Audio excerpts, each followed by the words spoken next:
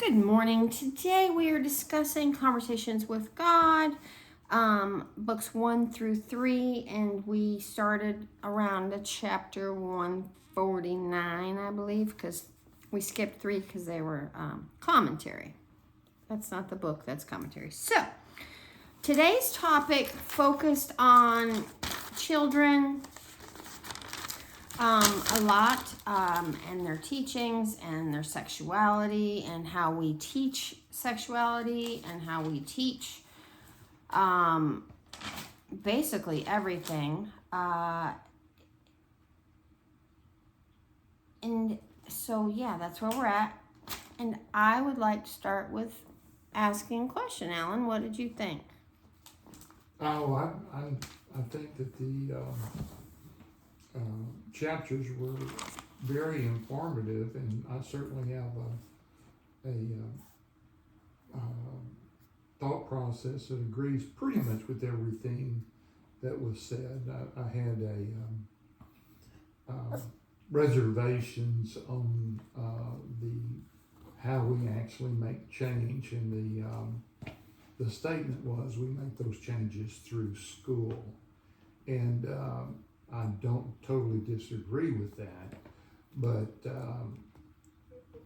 when you're talking about a change in paradigm, this whole book and all of these books are a complete change of the way that we embrace life, the way that we make decisions, and it would be, I would say, a prejudice approach to what is being taught. So the question I have is, if we want to improve things, then how do we lay these things down that we've been handed to, as the book says, for thousands of years that we've made these mistakes, and start anew? And to do that, we'd have to look at a whole different paradigm. And it talked about we do that through the schools, but if you're talking about doing it through the schools, which I agree that it could be, as opposed to the family, you still have the same prejudices of the people that are in schools teaching them, because they too will be parents, as parents are in the family. So how do we make a change? If we actually want to embrace these new concepts, yeah, we would have to make a change. And how do you do that? Well, it's happening gradually. Everything happens gradually. Mountains were not built overnight. It took years and years and years for those mountains to be what they are. It takes years and years and years for us to become who we are, and every generation gets a little better and a little better. If you'll notice, this generation is much more awakened at a younger age than, say, people of our generation. It is just an evolving thing that we are walking through the process. And what we're seeing now is these children that are coming out, and they are becoming critical thinkers on their own. And they are deciding that they don't fit in, and they are deciding that they're different, and they are not needing anybody to tell them that. And I think that, and those are the kids that society calls weirdos, the different ones, the ones, I believe those are the ones that are making the change. That younger generation that is coming to be who they want to be and being authentically themselves, breaking free from the societal norms. That is what has kept us stagnant as a country and societies, because we think that we all have to fit in. We need to do it this way so we can be liked. We need to do it that way so we can fit in, so we can be normal. And, you know, it breaks my heart that schools teach and encourage normalcy and good grades, and you have to do this and this and this and this and this to be successful. But in actuality, one is only successful when you are being authentic to yourself, following your passion, your heart, your drive, your goals, your ambitions. And I think school right now doesn't facilitate that at all. And a lot of parents send their kids to school with no at-home education on different thinking, like, say, I do. And I adamantly teach my kid the things that is taught in these books. But a lot of parents don't have that level of awareness yet, and they think that learning reading, writing, and arithmetic is what kids need to know. That's the education they need to know, but that's failing us as a society. I could give two shits that 8 times 8 is 64. Okay, it really doesn't matter to me. It is what it is. I could give two shits who won the Revolutionary War. It does not matter to today's society. It really is not something that we need to teach our children. What we should be teaching our children is responsibility for their actions, awareness for who they are, what they're here to do, and honesty, because doesn't it just feel better to be honest? And when we're more honest, we're more authentic, and we're not trying to people please, and we're not trying to sugarcoat. And that's where politics comes from. Politics is all about showing one point of view, and this is how you think, and this is what you believe, and this is how you do it, and damn it, if you're not doing it this way, you're wrong. And that's how they teach in school. It's this way or else. You're going to not get a good grade. It's this way or else. You're not going to, it's this way or else. And we've got to come to a societal understanding that these new kids are understanding that they're here for more. They're here for a bigger thing. Now I'm going to open up the topic that was started in the beginning, which is super important to me because I see this is also something that's shushed in society, is sex. We are sexual beings. We were given this beautiful gift of pleasure and joy and utmost showing of love and affection, yet we hide it from our children. We teach them that it's bad. We tell them that it's not okay to do. We tell them, keep that behind closed doors. Well, that's something else I teach my son. I teach him to follow whatever is right for him. I've taught him real names for his penis. He's familiar. You know, it's something my dad taught me.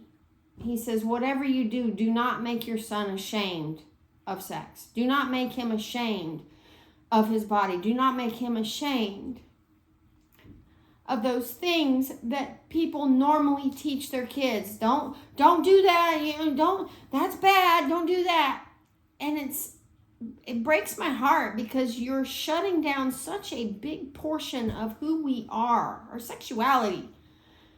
I mean, imagine yourself without your sex. Now, when we understand that we are not the sexual being, we are the one observing it, but we've been put in this place, in this body, for this time, for such a time as this, to experience all that life has to offer on this planet in this body. And sex is such a big part of it. It is such a big part of it, and we shush it, and we squelch it, and we tell it, not now. Don't do that. Don't express that. Don't wear too much of a skirt. Don't show your boobs. Don't do this. Don't masturbate. God forbid you give yourself some pleasure in the privacy of your own house. I mean, there's so many things that society says is bad about who we are at our core. And at some point, we have to wake up and understand this and start to teach our children differently. Start to be affectionate around our children. Start to be affectionate with our children. You know, I had a tumultuous childhood, and I was not raised with that affection. I did not have the affection. I had the opposite of affection. I had abuse. And I don't even remember hugs as a child. I don't remember getting the love and the cuddles and all that. I don't remember any of that. So when I had a child, that's, oh my gosh. I don't think he could keep his lips to himself. I was kissing that little baby and loving him and showing him what love was. And still to this day, he's bigger than me. And I'm constantly, anytime I can get some love on that child, I will. Anytime he wants to cuddle with me, I will. I kiss his little cheek because that's all I'm allowed to kiss anymore. And I love on him. And I teach him to love himself and his body. And I've shown him since day one what it's like to be affectionate. And that is what I'm teaching to pass on to his family. And I think that we need to, as a society, start teaching our children love, kindness, responsibility, awareness, and honesty. And if our schools aren't lining up with that right now, you need to pick it up and do it at home. That is going to impact the most change, is teaching our children who the hell they are and what they're here for. Because I'm telling you, we are not a body. We are not just our mind. We are a triune being. We have a soul. We have the body that the soul inhabits, and the mind, I don't know what the hell the mind does but confuse us, but anyway, it's part of us. And our work on this planet is learning to shift our mind and remind ourselves of who we are, where we came from, and our freedom. So, that was all big and loud. David, let's hear from you. I don't have any comment on the top of my head at the moment. I'm hanging in there, but Was a lot of this new to you? no. No? Okay. No. So you have no comment? Well, let me ask a question to David, based upon what we've heard.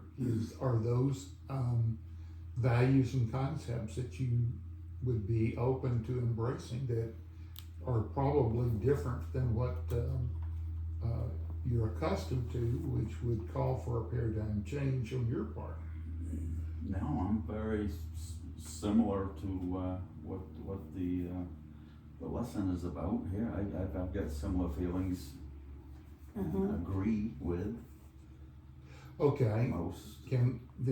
If again, I'm all about change. You can't continue to do the same thing day in and day out and expect different results. You're never going to evolve. Okay, so let me just ask this question based upon what we've heard.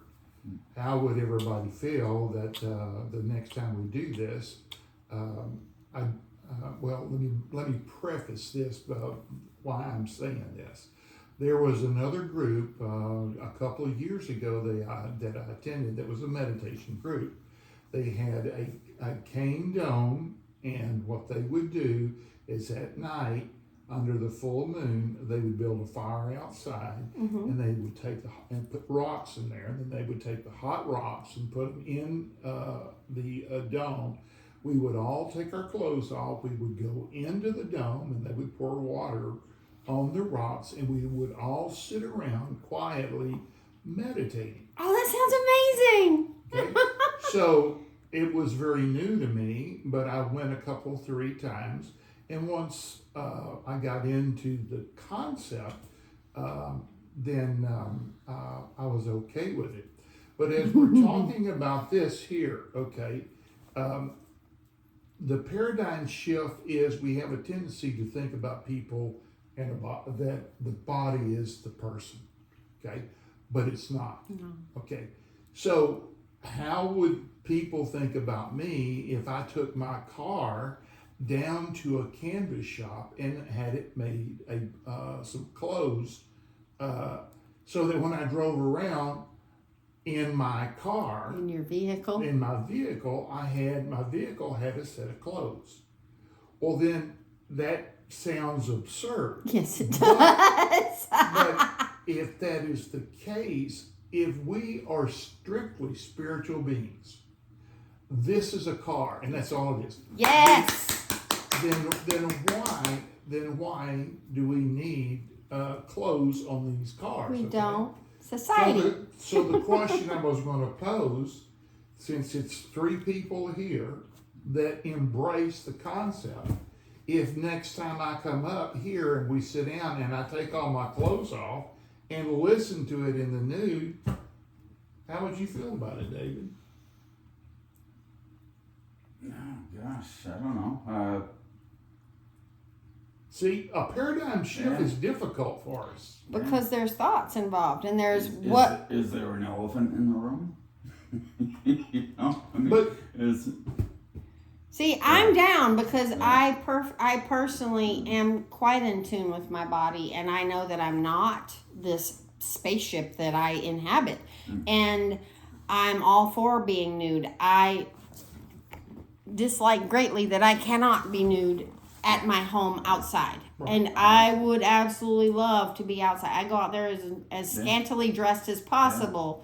I'm one of the same. Because we are not meant to be clothed. This was the fall. I'm pretty much undressed all the time I'm in the house. So the question that I posed, you can't do the same thing chain the day in and day out. Then at the ceremony, it was told that there was an expectation, or not an expectation, but there would be people that would be nude and when I got there, everybody was nude. Okay, so that sounds cool as hell. Okay, so the question is if we're going to continue this book, and while we're working on these books that embrace these concepts, can it be an agreement that when we sit here, we do it in the nude? I've got no problem. And I'm just posing this as a question, and I think one of the biggest things is I have found out that there were times when I spoke about change and talk about this change that was going on out there. And that we all collectively, slowly but surely changing, because you change, I might change a little. But if we're going to impact change in this brief moment of living in this physical body, it's not out there. It's in here. So what can I do to change this paradigm thought? And in so doing, I pose the question, well, Alan, why don't you, next time you show up, take your clothes off and lay them over here on the couch and listen to what's going on. And then after I did that at the meditation, my whole perspective about life changed. You start seeing these vehicles as what these vehicles really were, and that there are spirits inside these vehicles driving them. And you find out that it leads into a whole different perspective of how we are spiritually connected, driving these bodies. And there is an intuition that we can have about what's going on. There's a lot of things going on, and it's not this body, it's these spiritual things. So why, if I'm going to show up as I am here, why do I need a canvas on my Mercury, sitting here on the couch? What value is there, basically, in doing that? How can I embrace what's being said sitting on this couch clothed? And am I losing it? Is these thoughts totally way out? Because when I went to Sunday school, we've already talked to this in the Baptist church, I would ask questions that would spin like this. Spin their heads. Spin wrapping their heads around. And, As a child. So I don't do this to try to be, bad, but the thing, what we're listening to, certainly is thought provoking on my part in terms of, yes, if we're going to do change, it has to start with me. And how do I change that? The next thing is do we start? See, I've stopped watching television from these die-hard movies where they kill 1,000 people. That doesn't serve me at all. I don't even listen to the news. I have very little knowledge of what's going on, and it serves me well. But whenever you start isolating yourself from that world and start embracing the spiritual world, then it allows us, I think, the ability to think about outside of the paradigm that we were handed well-meaning values by well-meaning people. That they thought that was good. Yes. Yeah, and that's why they say the schools are the way that they are prejudiced is and have been for thousands of years. So I think what happens is once you start breaking the thought process of all of these paradigms that are not serving us and turning loose and letting go, it leads us into, it frees us by taking these prejudiced clothes off and being naked and to start thinking about the world and the beings that are surrounding us in these physical bodies. And to me, I think it's a better foundation for personal growth if we lay the things down that don't serve us and start being naked and start listening and learning. And just like they're talking about children, there is a spiritual sexuality that's about us. Sexuality is the energy of creation. Absolutely. It takes sex to make a baby. And yet that thing that helps us grow as a people and that is so beautiful, that newborn baby, came from something that is shamed in this society outside of marriage. And that, I've had a shift on my thinking about that. And, when I was deep in the throes of my Christianity, it was so important as to be specifically only. I even started wearing clothes that were longer because I didn't want men to look at my body because I was married. Okay, I totally shifted everything to have that one-on-one relationship. And then when that was violated, it got me to start to think about a lot of things. And, that's been many years. And now I'm like, there was so many,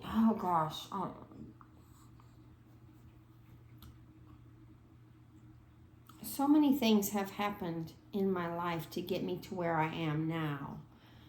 And I would not change any of them. And they all are beautiful. And I believe that every single person is walking through that. And they might have they have their own ideas about things, especially about their sexuality. But how much of that is guided by what they learned as a child, and maybe they've not had anybody to open that up, and maybe that's all they know. And something like this comes along and they hear this and it totally shuts them down. That goes totally against everything I've ever believed in. That's bullshit. I can't listen to that. And then they shut down and pull back. But everybody's on their own path to that place where they can feel aware Unlocking the doors as they go. Unlocking the doors as you go. Every step you take with a fear or a belief that you have held in your life, and you hear it, you're automatically going to discount it. That's the way our brain works. And then after you hear it and you discount it, you're going to go back, if you're into personal growth, and you will ask yourself questions about, why did I discount it? What was that belief? Why am I this? Why do I believe that? Blah, blah, blah. If you are aware and you want to take responsibility and you want to learn and grow. Well, I totally agree with you in everything you're saying, and what you're saying is very much in line with what we've heard today. And it's I've had a similar experience. There was a guy that went to the doctor. He said, "Doc, it hurts when I do this." Don't do that. He said, "Well, don't do that." Well, I was married, and that marriage was violated, like you said, and it brought a lot of hurt. Now, the thing is, how many times has there been violation, and have I been hurt when I've not been married? Then I have to look and see. I don't see anything in what we're listening to that there is a requirement or a need for something called marriage. No, there's not. And if you take it a step further, then even from a relationship standpoint, as we've already heard that there are Indians down in the Amazon that walk around naked, and they openly have sex in front of all the kids out there. And I've even heard that when women get pregnant, they don't necessarily know who the father is. So therefore, when the kids are born, they all walk around. Yeah. All men are the fathers, and all women are the mothers. Yeah. That's an evolved society. See that, and then if everybody's thinking in that same process, there is no violation. There's no rape. There's no any of that, because it's not. It even said that there's, in those societies, there is no rape. Because it's just a feeling. It's not. It's expression of love. This society has taught that marriage. Okay, well, people outgrow one another. If you're on a path of growth and your partner is not, you can't expect yourself to hold yourself back because they're not choosing that path. Okay, well, if you're feeling like you need to move on, and that causes divorce and breaking up of families, and all, what if you do what feels right for you? And if you feel like committing yourself to a person, that's great. If you don't, that's great. If you want to be polygamous, that's great. If you want to be monogamous, that's great. Whatever works for you. Right. But let's stop shaming people for wanting to have sex outside of a marriage, that they just want to have sex because it's fun. They just want to have sex because it feels good. Why do we feel the need? Men are born with this desire. Men are not monogamous by nature. They're just not. And yet society forces them. You have to only look at one woman for the rest of your life. Therein lies the problem. If you choose to be in a monogamous relationship, then yes, do that. But I have come to this place that all I wanted was when I was young, was to get married and have some children and be that wife and the picket fence. And sure. And at 33, 34 is when I met that man that I decided to marry after many lessons on how it's not done. I met somebody, and it was wonderful until it wasn't, until it that. It was that pain of the marriage vows being violated that was the most pain. What if we just chose to be together and this is my partner until you decide that it's not working anymore? And then you move on. And there's not any, you broke a vow to me. We cannot speak a vow saying, I choose to do this for the rest of my life, and make this promise when you don't know what's going to happen in the next 5 years, 10 years, 15 years. You don't know what path that person is going to take. You don't know what path you're going to take. And to decide that you can only choose to love one person for the rest of your life, when they've stopped growing and you've way outgrown them, you're cutting yourself. You're harming yourself. Betrayal of yourself, to not betray someone else, is betrayal of self. And a lot of marriages are like that. We are taught to sacrifice your wants and needs and desires for that of our partner. That's betraying yourself. Exactly. And we wonder why there's so much self-loathing and self-hate and self-bitterness and anger and shame and guilt, because we don't trust ourselves to know what's best for ourselves, and we trust what we said we'd do for somebody else, and we promised 15 years ago that I'm going to love this person forever, even though I don't love this person anymore, even though I've outgrown this person, even though I feel in my heart that I'm not supposed to be there anymore. Why do we still hold true to something that's betraying ourselves, that's stealing our joy, that's stealing our purpose, that's stealing our dreams, that's stealing our passions, that's stealing our desires to move forward? You know, one of the things, because that's what we're taught. Yeah, and here's I think one of the ways that the prejudice has taken place, in that we are taught that in order to be loved, we need to enter into this relationship called marriage. And we look to that person as the primary source of love to give and partake. I think, though, what it is, that there is an element of us, there is a spiritual being inside this physical body. But we misplace that that love aspect of us in another spiritual being, in another physical body, when in truth the whole thing is a relationship with the higher power. And I'm just going to use the term God. If everybody was getting all the love and the care and everything that they need from this single source, and I'll just use the term God, the universe, however you want to call it, then that releases us from everybody else, from a requirement to be in these situations that are not fine.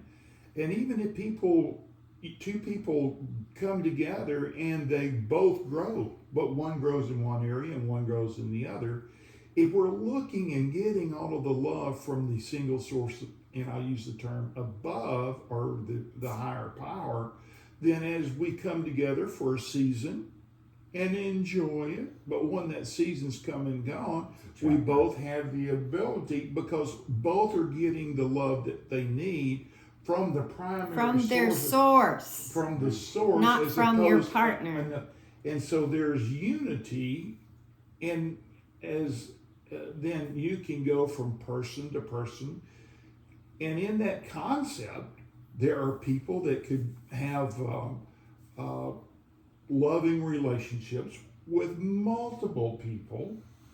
They could even have sexual relationships with multiple people, and nothing's being violated because of the way that we're aligned and getting what we need from the primary spiritual source.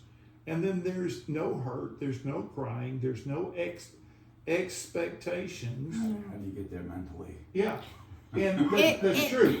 It's a decision. It's a decision. I have a friend. It's a paradigm No, it's change. not a You're decision. absolutely right. It's a paradigm change. I have a friend, and But if you have blocks in your way, Yeah. well, when you come up to those blocks, that's when you self-reflect, ask your questions, get a book out, start writing down the answers, because they will come. But I have a friend, okay? She's been happily married to her husband. They've got many, I think 5 or 6 children now. And I would have never, ever, ever, ever, ever thought in a million years that they were the upside down pineapple kind of people. because they were so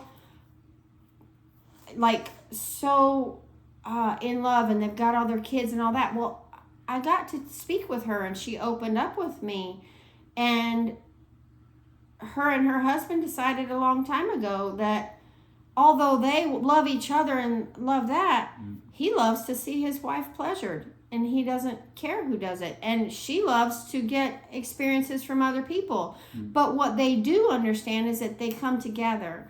They get all those extra things that would cause a marriage to break up. You know, they're very open. There's no hiding anything. Hey, I'm going out with this guy. I'm going to do this. Hey, I'm going, you know, and it's very open. And then they come together to be that loving couple because they are not holding anything back. If they've got a sexual desire that partner's not doing, she'll go find it, or he'll go find it. But they have this understanding and this communication, which is what keeps them together. It's like they're growing and expanding in other areas, but they have this one area that they're together. They realize that they want to stay together and raise their children, and they love each other. But sex is just something that's fun to them. It's fun to them. That's what she said. It's fun to me. It's fun. I enjoy it. My husband enjoys it. We enjoy having sex with other people because it's just fun. That paradigm has shifted in that relationship. Yes.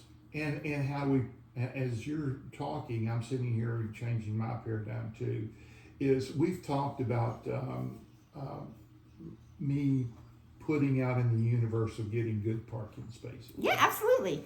And all the time. And also, I'm working on the red traffic signals, and I had very little most of the time now. But I put that out in the universe. So there are people, and a lot. You go talk to a lot of different people. Yeah, I'm looking to for that one special person. So, and they're putting that out in the universe. But if we change that paradigm of what you put out and what we put out there, and basically look what I've done is I'm trying to change my perspective of loving everybody. This girl here knows it. I can walk in that front door and I can say, I love you with all my heart, as if she was a relationship, and I feel that love coming back. I try to pass that along to all the different people, even the cashier at Walmart. I try to pass that love along, especially through a comment of compliment or something like that. Absolutely. So it's a paradigm shift, I think, that we need to get into, and that's how we change us, and then with us, we also change the people around us. That's how we change the world, by doing events like this and by working on ourselves. Yourself is the biggest project that you will ever work on. It's not your work. It's not your man in the mirror. It's who you are inside, and the thoughts that you continue to think, and the beliefs that you continue to have. And by working on yourself, you in turn, by law, will raise your elevation and your vibration, and you will change your reality and the things that come into your life because you're changing. You can't change anything by fighting it. You have to learn to be okay with it. Right. You cannot fight anything. You have to be okay, and when you're okay with it, it can leave. The longer we fight things, it will keep saying, you just got to be okay. Exactly. You hearing this, David? Yeah. You hearing it? Yeah, I agree. I know. I'm speaking to you By now. healing from within, you're able to go out and go to the store and spread that love and Yeah. Because but if you're tied up in a knot within yourself and You're- not able to sort these things out, you're too consumed with what's going on. And you're going to keep seeing more problems to solve, That's more right. problems to fix, because you're too busy focusing on the problems in your life. When you stop focusing on the outside and the problems and all that, and you start being love to yourself, being joy to yourself, finding ways to be happy, finding ways to be content, finding ways to be at peace with yourself. And I The find peace that, with other people I just totally happens. agree, and the way I find my ability to do that is it doesn't initiate here. Basically, I'm a conduit. If I continue to meditate during the day and have an awareness of that supernatural source of love coming through me and going out, then you don't have that source of love is not going to be um, involved in road rage. It's not. No, it's just, You know, somebody cuts you off, you just okay. you're in touch with your Yeah, spirit, and your spiritual being, right, you and know, so- you're nothing. That's right. You're You're part a of conduit. you're part of this world. That's right. You're driving your vehicle, your body, but yet And you're in contact with your spiritual that's being. right. And in that kind, it's like that's running the electricity. show. You Yeah. can feel that love coming from that source through you, energizing your spirit and going out to the Yeah. other people. You absolutely can. And being cut off from that source, You feel the Is- anger and the hatred and the Yes. rage and the it meanness bottles up, doesn't it? because it has to come out. And I used to bottle stuff up because I was a people pleaser. I didn't want to say something to make somebody upset, especially in the marriage. I would keep my feelings to myself. I would keep my thoughts to myself. They weren't valued. They weren't opinion. He wasn't on a path of growth like I was. So I just learned to shut down. Yeah. And that hurt me more than anything Right. because I was still growing, but I realized that that person that I chose to spend my life with, I could no longer be myself and grow around them because they were not on that path. And whatever I said, because my vibration had raised and his was still down here, anything I said was an offense, a problem. I don't need to hear this. And it was, it's the same stuff I talk about today. Our thoughts create a reality, the words. But if you do that work and you're not around somebody that's doing that work too, or is even open to it, it's just not gonna. Disconnect. It's not gonna work. It's not gonna work. And we have to be true to ourselves Absolutely. above anything else. And you're absolutely right. And that's a selfish embrace. And you have to be selfish. A drowning man cannot save another drowning man. You have to put yourself first. You have to be selfish in that respect. And when you're become healthy, then you can be of benefit to anybody else. But you can't do it if you're not selfish. No, you cannot. You have to be selfish first, and that's something else that society teaches. That's bad. Yeah. You have to put other people ahead of you. Well, I'm sorry, but if I put other people ahead of me, my little water bucket is going to be empty, and I'm going to feel like crap. Exactly. And I cannot affect change, and I cannot grow if I feel like crap, because I grow when I feel good. Absolutely. So why would I not do the things that make me feel good, and it helps me grow more? It's like feeling good is the fertilizer for your plants. I've never said that before. I've never said that before. Feeling good is the fertilizer for your plants. That just really came in. That hit me. Yeah, that hit me. I like that. I like that statement. And yet society tells you that feeling good is bad. Exactly. They tell you that through sex. They tell you that through anything, but sex was the topic today. But feeling good is the fertilizer for your life. And so many people think that feeling bad or feeling good, or so many people live in a feeling bad mode. Like at pickleball, there's some people that they feel bad. They live in that feeling bad mode. And you can see it in their actions. But if you feel good, you're going to see that in those people's actions, just like a plant. If you don't fertilize that plant, it will die, wither, and look like shit.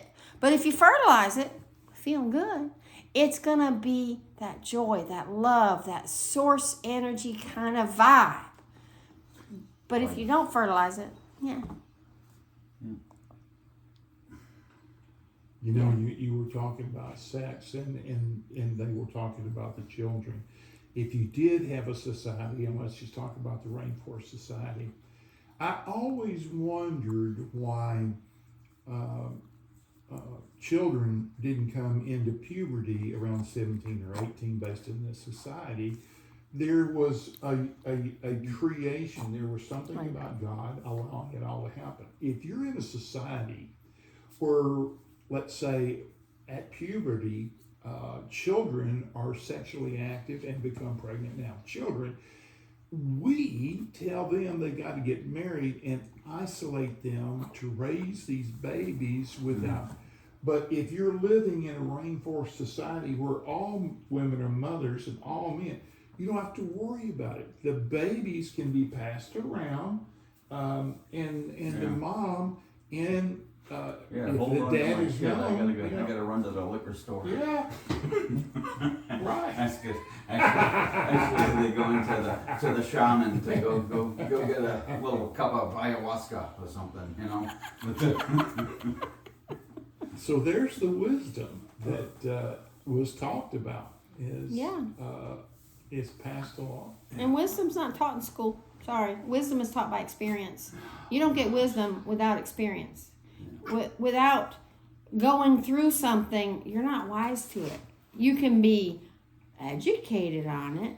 You can learn the facts about something. But becoming wise to something is like, I've been there, I've done that, I got the t-shirt, and this is what I learned from it. The wisdom is what you've learned from your experiences. It's not, you don't get wisdom from books like history books and math books and science books. That's not wisdom, that's education. Life will give you the wisdom. Life gives you the wisdom. And there's some younger kids that are oh so wise. Yeah. There's kids now, souls, they're indigo children now that have the wisdom of these old souls, and they're channels, because that's all, you know. I've learned, I have that. I have this gift that it just comes. But I've gotten to a place where I allow it to come. We have to get to a place to put our mind's thoughts out of the way and allow that internal guidance to just lead our path.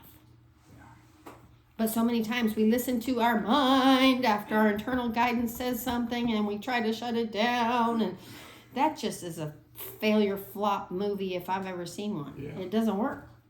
Yeah. Really not good. You were just anxious today.